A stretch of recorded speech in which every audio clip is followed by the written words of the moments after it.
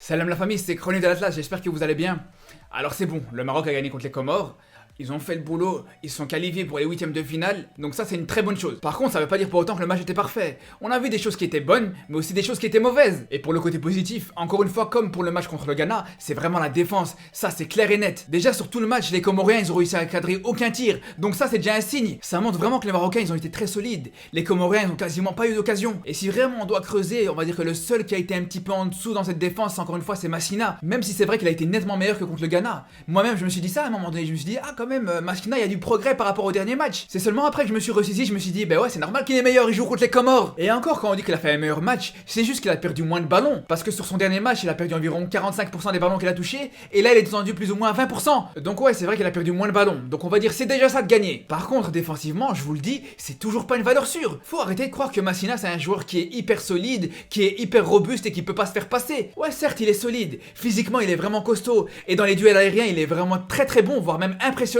Mais au sol, je vous le dis, c'est vraiment pas défendre. Moi personnellement, il me rassure pas du tout. Le mec, il se fait dribbler par tous les ailiers qu'il rencontre en Afrique. Et s'il se fait pas dribbler, il va te commettre une faute qui va lui coûter un carton. Mais pour le coup, contre les Comores, c'est vrai qu'il a pas pris de carton, mais le mec il s'est fait manger 2 fois. C'est du n'importe quoi. Massina, c'est le joueur sur le terrain qui s'est fait dribbler le plus de fois dans ce match, côté comorien comme côté marocain. Dites-vous que sur le terrain, il y avait des joueurs du Comore qui jouent dans le football amateur, et ils se sont fait dribbler moins de fois que Massina qui joue en première ligue. Franchement, moi à sa place, j'aurais honte, la vérité. Et encore, franchement, je vous parle même pas de l'action qu'il a en deuxième mi-temps, quand il est devant le but et qu'il a plus qu'à la mettre, et il fait un tir des intestins ou je sais pas d'où.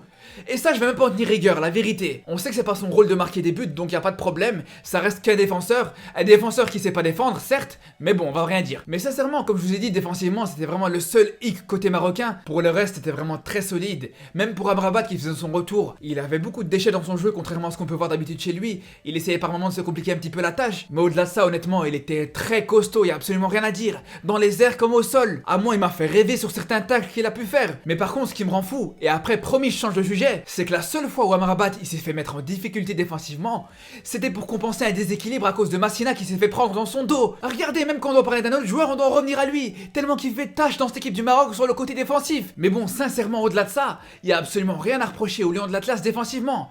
Après c'est vrai que ça reste que le Comore en face, mais moi ce que j'aime beaucoup avec l'aspect défensif du Maroc, c'est vraiment cette implication. Il y a absolument tous les joueurs qui font les efforts défensifs dès la perte de balle, et ça c'est vraiment une très belle chose. Par contre offensivement, faut être honnête, il y a beaucoup plus de choses à redire. Bon c'est vrai qu'ils mettent 2 buts dans ce match, et ils sont procurés énormément d'occasions. Par contre ce qui me dérange, c'est que dans le dernier geste, c'est beaucoup trop maladroit. Attention, on a quand même vu des choses hyper intéressantes, comme par exemple Tissou Dali qui a fait une super impression pour son premier match en tant que titulaire. Il a vraiment montré des bonnes choses sur son côté droit, il a apporté de la vitesse, il arrivait par moments à combiner avec Hakimi, et surtout ce qui a été sa plus grosse force pour moi, c'est qu'il apportait énormément dans son jeu dans la profondeur. Par contre ce qui était plus problématique, c'est que plusieurs fois dans des zones importantes, il avait vraiment du mal à trouver ses partenaires, et c'est frustrant parce que des fois il faisait la passe sans même regarder l'appel. On a juste envie de lui dire frère, Leiberg t'as des yeux on dirait un caméléon, profites-en, utilise-les et regarde avant de faire ta passe. Mais bon on sent très bien que c'est un manque d'automatisme, on l'a bien vu dans sa relation avec El Kaabi. Comme on dit, un être vous manque et tout est dépeuplé, et c'est vraiment la meilleure phrase pour résumer le match d'El Kaabi, parce qu'il faut savoir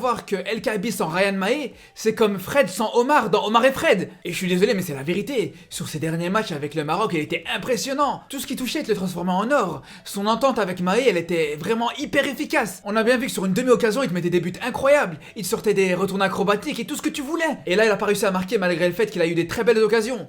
Mais bon on va dire que c'est peut-être à cause du fait qu'il faut qu'il reprenne le rythme etc.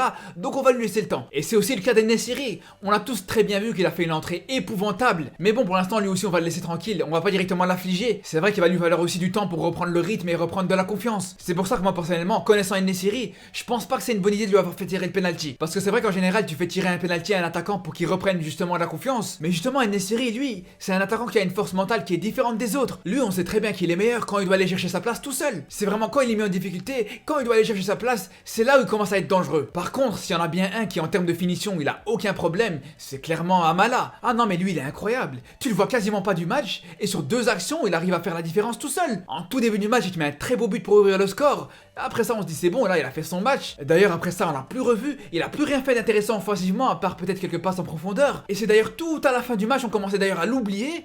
Là il sort de nulle part, il a mangé tout le milieu de terrain comorien et te met une passe magnifique à Bourlet à la limite du hors-jeu. Il lui a juste dit allez tiens, vas-y fais-toi plaisir. Ah non mais sérieusement Amala, mais grand respect pour son match, il a été incroyable. Et c'est pareil pour Abourlel en fait, lui aussi il est extraordinaire ce joueur.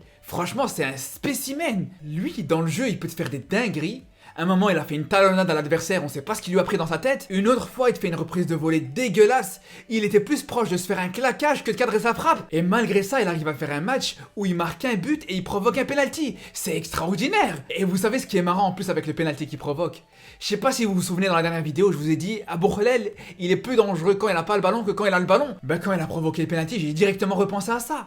Parce que le mec, c'est le seul joueur au monde qui provoque un penalty sans même toucher le ballon. Ah non, mais lui, sérieusement, il est génial. Et je dis même pas ça ironiquement, en fait. Non, au contraire, je trouve que c'est bien. C'est un joueur qui est en finition, qui est en réussite, on va pas s'en plaindre. Le mec, il t'a fait juste 2-3 bouts de match par-ci par-là, et t'as déjà mis 2 buts en équipe nationale. En fait, quand j'y pense, ce mec, en fait, c'est l'opposé de Bouffal.